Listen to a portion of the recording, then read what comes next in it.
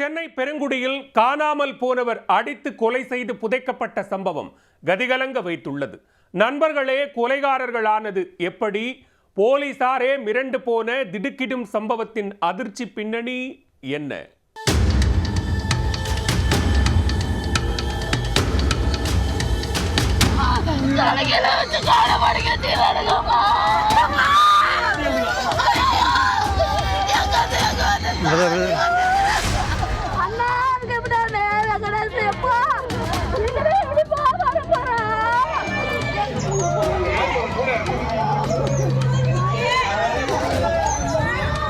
நண்பனை கத்தியால் குத்தி கொன்று குழி தோண்டி புதைத்த கொடூரர்கள் இவர்கள்தான்.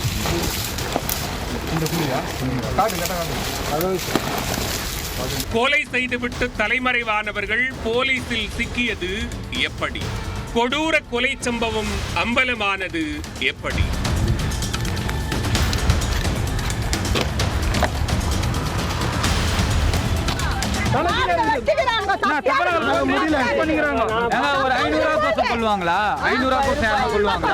சென்னை கண்ணகி நகரைச் சேர்ந்தவர் முத்து. கட்டட வேலைக்கு சென்று வந்த இவர் கடந்த சில தினங்களுக்கு முன்பு காணாமல் போனார். செல்போன் சுவிட்ச் ஆஃபில் இருக்க அவர் வேலை செய்து வந்த சைட்டிற்கு சென்று அவரது உறவினர்கள் தேடி பார்த்துள்ளனர். ஆனால் முத்து குறித்த எந்த தகவல்களும் கிடைக்கவில்லை. இதனால் அதிர்ச்சி அடைந்த உறவினர்கள் துரைப்பாக்கம் காவல் நிலையத்தில் புகார் அளித்தனர். புகாரின் பேரில் போலீசார் வழக்கு பதிந்து காணாமல் போன முத்துவை தேட ஆரம்பித்தனர். செல்போனில் கடைசியாக யார் யாரிடம் அவர் பேசியிருந்தார் என்பது குறித்து ஆராய்ந்தனர். அதில் சந்துரு, ராஜா ஆகிய இருவரின் தகவல்கள் போலீசாருக்கு கிடைத்தன. உடனே செல்போன் நம்பரை வைத்து லொகேஷனை டிராக் செய்ததில் அவர்கள் இருவரும் கோயமுத்தூரில் இருப்பது தெரிய வந்தது. தனிப்படை போலீசார் கோயமுத்தூர் விரைந்து இருவரையும் சுற்றி வளைத்து பிடித்தனர். சந்தேகத்தின் அடிப்படையில் அவர்களிடம் விசாரிக்க ஆரம்பத்தில் முன்னுக்கு பின் குதர்க்கமாக பதிலளித்து மழுப்பினர். ஆனால் போலீசாரின் ஸ்ட்ராங் விசாரணையில் முத்து எங்கள் நண்பன்தான், நாங்கள் தான் அவனை கொன்று புதைத்து விட்டோம் என கூறி அதிர்ச்சி கொடுத்தனர். முத்துவை ஏன் கொலை செய்தார்கள், உடலை எங்கு புதைத்தார்கள் என போலீசார் மேற்கொண்ட விசாரணையில் மேலும் பல திடுக்கிடும் உண்மைகள் வெளிவந்தன. காணாமல் போன முத்துவும் தற்போது பிடிபட்ட சந்துரு மற்றும் ராஜா ஆகிய இருவரும் ஒரே இடத்தில் ஒன்றாக வேலை பார்த்தனர். வேலை நேரம் போக மூவரும் ஒன்று சேர்ந்து அடிக்கடி மது அருந்துவது வழக்கம். மது போதை தலைக்கேறியதும் நான் ஊருக்குள் அப்படி, ஏரியாவுக்குள் இப்படி என சவடால் சத்தம் போட்டுக் கொள்வர். சம்பவத்தன்று அதே போல மூவரும் மது அருந்தியுள்ளனர். அப்பொழுது போதை ஆட்டத்தில் சந்துரு மற்றும் ராஜா இருவரும் தகாத வார்த்தைகளால் பேசி முத்துவை வம்பிழுத்துள்ளனர். நமக்கெதற்கு வம்பு என ஒதுங்க நினைத்தவரை இருவரும் சண்டைக்கு இழுத்து கைகளால் தாக்கியுள்ளனர். முத்து அதனை எதிர்க்க ஒரு கட்டத்தில் ஆத்திரமடைந்த சந்துரு, ராஜா இருவரும் மறைத்து வைத்திருந்த கத்தியால் அவரை சரமாரியாக குத்தியுள்ளனர்.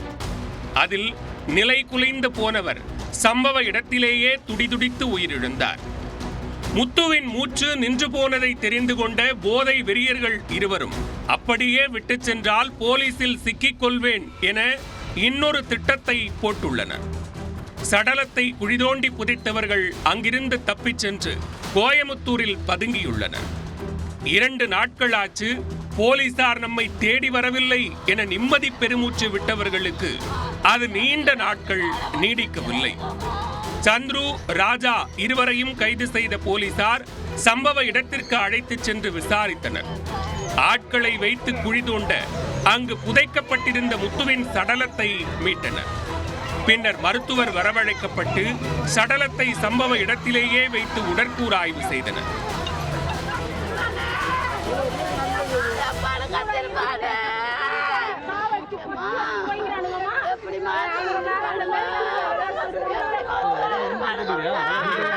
அந்த ஓனர் எல்லாம் வரணும். இதுக்கு யார் மேஸ்திரி, யார் இன்ஜினியர், எல்லாரையும் வர வைங்கப்பா. எங்களுக்கு இதுனா எதுனா எங்களுக்கு தெரியணும் உண்மை. அவனுங்க பண்ணானுங்க 2 பேரா, எத்தனை பேர்? இதுக்கு யாரு காரணம்? இந்த பில்டிங் ஓனரா, இந்த இடத்து ஓனரா, இல்ல அவங்க வேலை கொடுத்தாங்களா அவங்க, அது தெரியணும். மூஞ்சே இல்லப்பா, மூஞ்சே 2க்கு 2 குழி இருக்கு.